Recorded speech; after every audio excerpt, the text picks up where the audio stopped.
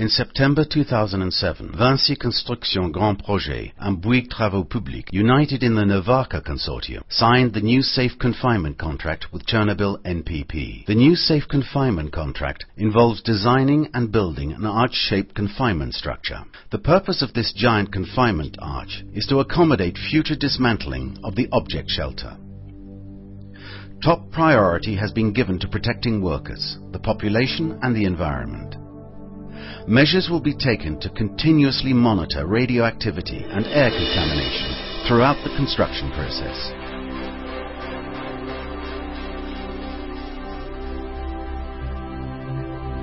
The construction site will be organized around three areas: the object shelter, the erection area, and the waiting area. Work will begin with cleaning and clearing the erection area and dismantling the empty buildings.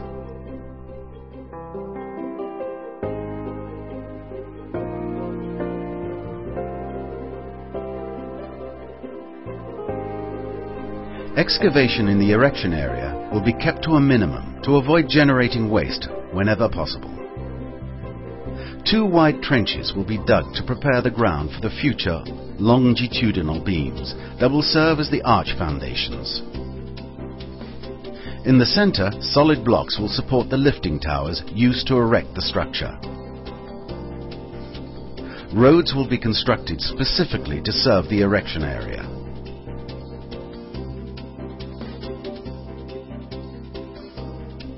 Then civil engineering works will begin, starting with laying the blinding concrete. In parallel, deep foundation work will be started in the trenches.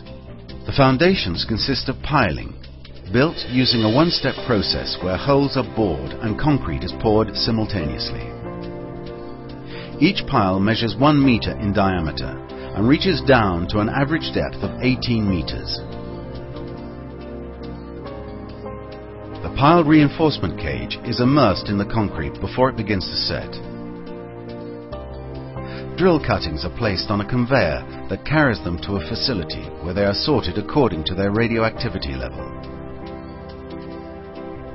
In the erection area, the reinforcement is set in place and concrete is cast for the lifting tower foundation blocks.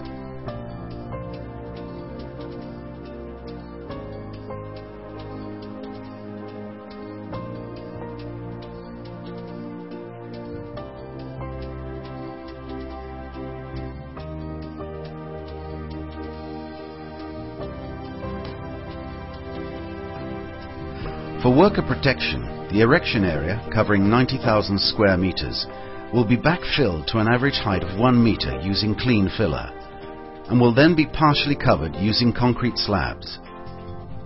These slabs will form the work surface and provide protection from any radiation coming from the ground. Once preparations have been completed, construction of the first permanent structures can begin, starting with the auxiliary building. This will be the future control center for the dismantling and confinement systems built into the arch.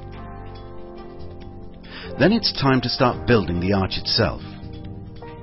The first segments of the arch structure will be pre-assembled outside the erection area and then brought in on a multi-wheel transport vehicle. Each segment weighs an average of 300 tons with a height of about 25 meters. Arch construction will begin with the upper section.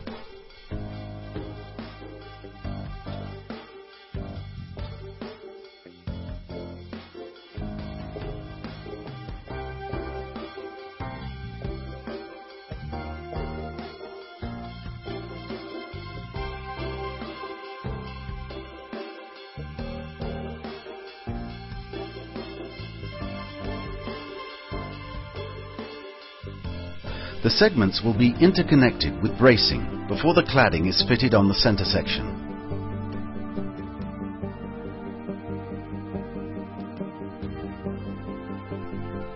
The next items to be mounted on the arch will then be brought to the erection area to be connected to this center section using a hinge system.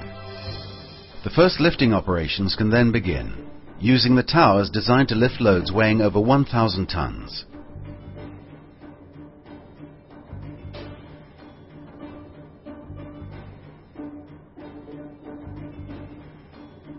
The structure will gradually be completed with the rest of its components.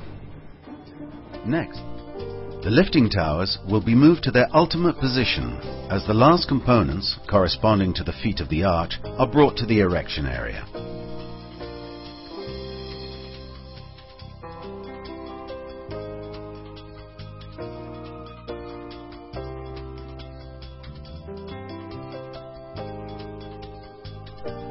Once the east side wall has been installed, the pushing equipment will be moved into place to slide the first completed half of the arch to its waiting area, in order to clear the erection area.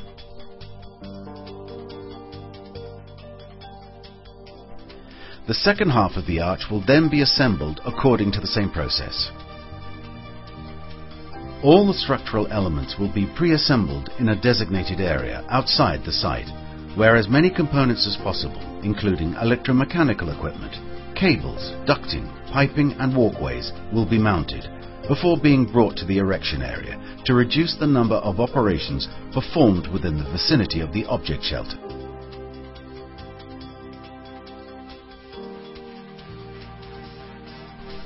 The cladding has been designed to protect the shelter from external hazards and to protect the population and the environment from any radioactive release.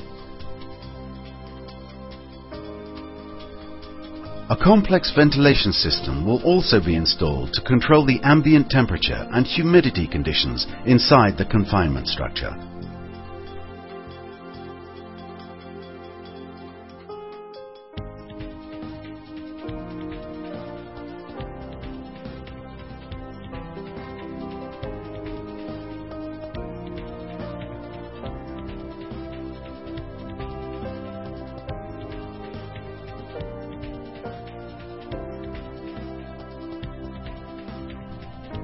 Once the second half has been completed, the first half will be moved back westwards to connect to the second half, forming the complete arch.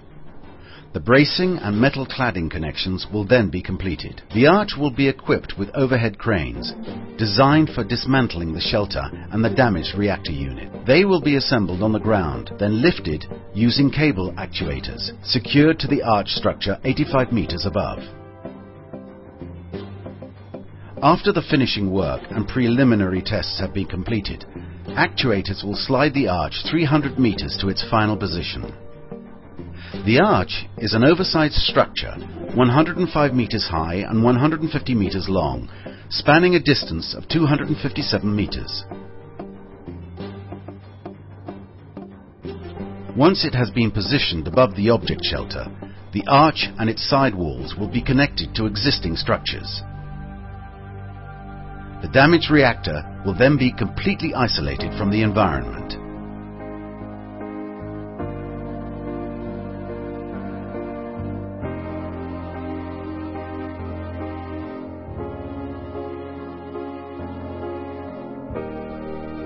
Designed and built by Novaka, the arch will be used in a later phase to dismantle the shelter under the safest and most flexible conditions possible, keeping human intervention to the strict minimum.